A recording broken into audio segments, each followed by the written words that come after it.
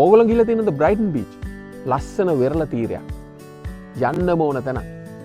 ගිහලා නැති අය යම් මාත් එක්ක.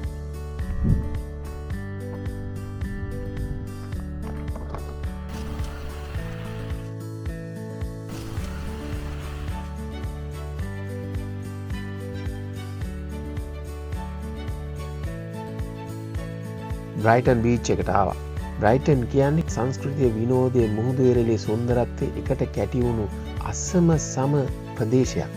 අපි ඉස්සෙල්ලාම බලමු බ්‍රයිටන් බීච් එක. පෙබල් බීච් කියලාත් කියනවා. ඕගොල්ලෝ දැකලා තියෙනවද? ගල් කැට විතරක්ම තියෙන බීච්. ලෝකයේ තියෙන විශේෂිතම බීච් එකක් තමයි බ්‍රයිටන් බීච් එක. මේ ගල් කැට කෘත්‍රිමව ගෙනල්ලා දාලාද? හැමෝටම එන ප්‍රශ්නයක් නේ. ඒ ඇත්තටම මේවා අයිස් ඒජ් එකේ නැත්නම් අයිස් යුගයේදී ඉඳලා ක්‍රමානුකූලව සැකසුණු දෙයක්. අවුරුදු ලක්ෂ ගානකට කලින් මේ ප්‍රදේශය විශාල ග්ලැසියර් වලින් වැහිලා තිබුණේ. විශාල අයිස් කඳු. කාලයත් එක්කම ගිය වෙලා යනකොට කඳු වල තියෙන ගල් ඒවා ඔක්කොම මුහුදට ගසාගෙන යනවා. විශාල ගල් මුහුදේ රළ වැදිලා ඒවා බිඳිලා කාලයක් තිස්සේ රැල්ලට උපමට්ටම් වෙලා කුඩා ගල් කැට බවට පත් වෙලා තියෙනවා. අවුරුදු ලක්ෂ ගානක ඉතිහාසයක් මෙතන තියෙනවා. ඇවිදලම බලන්න ඕන. විනෝද වෙන්න පුළුවන් බීච් එකක්.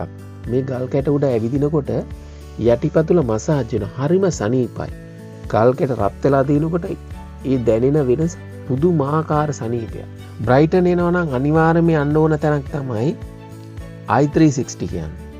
අර ඈතට පේන i360. අපි ඒකටත් යමු. මේක තමයි ලෝකේ පළමු වර්ටිකල් කේබල් කාර් එක. මූදු මට්ටමේ ඉඳලා මීටර් 162ක් උසයි.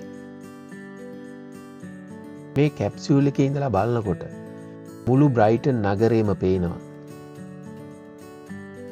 බ්‍රයිටන් වෙරළ තීරය ඒ වගේම නිල් පාට මූද හරිම ආකර්ශනීයයි. බ්‍රයිටන් ආවොත් මේ i360 එකටත් නැගලම බලන්න ඕන. ඕගොල්ලෝ ලන්ඩන් ගියොත් ලන්ඩන් අයි බලනවා වගේම බ්‍රයිටන් ආවොත් බ්‍රයිටන් වල i360 එකත් බලන්න ඕන. බ්‍රයිටන් බීච් එකේ අනිත් කෙළවරේ තියෙන්නේ ගේම්ස් ආකේඩ් එක. මාත් එක මේ බ්‍රයිටන් සංචාරයට ආවට ස්තුතියි. මේ වීඩියෝට කැමති නම් ලයික් කරන්න, ෂෙයා කරන්න, channel එක subscribe කරන්න. මේ වගේ අපූර්ව සුන්දර තැනකදී ආයෙත් හමු වෙමු.